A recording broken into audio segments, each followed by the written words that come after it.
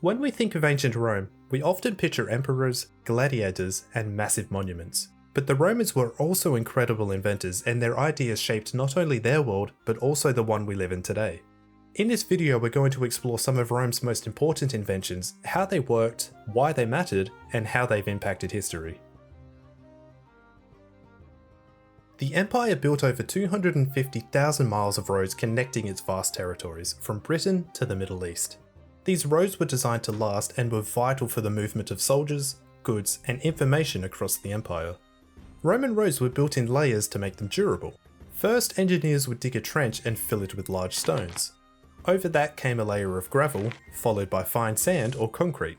Finally, the surface was made up of tightly fitted paving stones. These weren't just thrown down randomly, each stone was placed at a slight angle which helped rainwater to drain off into ditches on either side.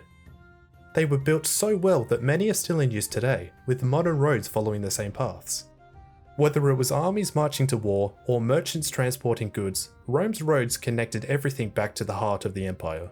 In fact, the famous saying, "all roads lead to Rome," was quite literally true.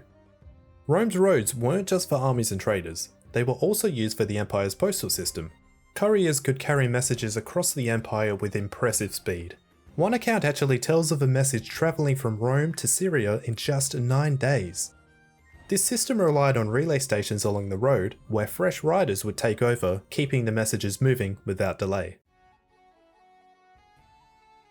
The Roman aqueducts were another major leap forward in engineering. Cities around the ancient world often struggled with fresh water supply, but the Romans figured out how to bring fresh water into cities from miles away. Aqueducts were long stone channels built at a precise gradient, allowing gravity to carry the water from mountain springs to urban centres. The construction of these aqueducts was incredibly precise. The gradient had to be just right, too steep and the water would rush too fast, too shallow and it wouldn't flow at all. The average slope was around 1.5%, enough to keep the water moving steadily. When aqueducts needed to cross valleys or rivers, Roman engineers built towering stone bridges like the famous Pont du Gard in France, which stands over 160 feet high. By the time of Emperor Claudius, Rome had 11 aqueducts supplying the city with over 200 million gallons of water a day. That water fed public baths, fountains, and even indoor plumbing in some homes. But more importantly, it improved public health and sanitation by providing a clean, reliable water supply. This really helped support the city's huge population and reduce the spread of disease, something most ancient cities struggled with. Ancient Rome's version of concrete was a mixture of volcanic ash, lime, and water.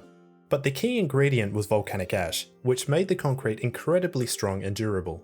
What set Roman concrete apart from modern concrete is that it could harden underwater, making it perfect for building harbours, bridges, and structures that needed to withstand the elements. The Pantheon in Rome is a perfect example of what this concrete could do. The building's dome, which is still the largest unreinforced concrete dome in the world, is over 140 feet across.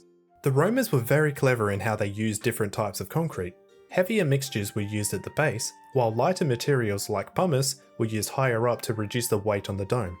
This concrete also had self-healing properties. When small cracks formed, the reaction between the ash and the moisture in the air would create new minerals, sealing the cracks over time. This is why many Roman buildings, like the Pantheon and aqueducts, have stood for nearly 2,000 years. One of the best uses of Roman concrete was in the construction of the Caesarea harbour, built by Herod the Great.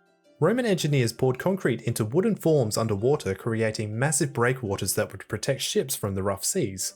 This made Caesarea one of the largest artificial harbours in the ancient world and revolutionized sea trade across the Mediterranean. And if you wanted to learn more, my last video explained Roman concrete in more detail. The Romans even developed an early form of central heating called the hypocaust. This was used in public baths and homes of the wealthy. It worked by heating air in a furnace, which was then channeled through spaces under the floor and into the walls. The floors were raised on small pillars, allowing hot air to circulate underneath and heat the room. The air was then vented out through flues in the walls. This system allowed Romans to enjoy warm baths and cozy homes, even in the coldest winters. It was an incredible achievement, especially for its time, and it shows just how advanced Roman technology really was. One of the most important contributions the Romans made to architecture was their use of the arch.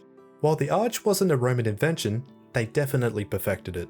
The beauty of the arch is how it distributes weight. Instead of focusing all of its pressure in one spot, like a normal beam, the arch spreads its load evenly across its curve. This allowed the Romans to build much larger and more stable structures. Arches were a key feature of Roman bridges, aqueducts, and large public buildings like the Colosseum. One of the best examples is the Alcantara Bridge in Spain, built around 100 CE. This stone bridge, supported by Roman arches, has stood for nearly 2,000 years, showing just how durable their engineering was. Roman inventions like roads, aqueducts, concretes, and heating systems weren't just useful, they were revolutionary. They made life in the Roman Empire easier, more efficient, and more comfortable. And they've left a lasting legacy that we still benefit from today. Whether it's the roads that we drive on or the concrete that supports our buildings, Rome's ingenuity is all around us.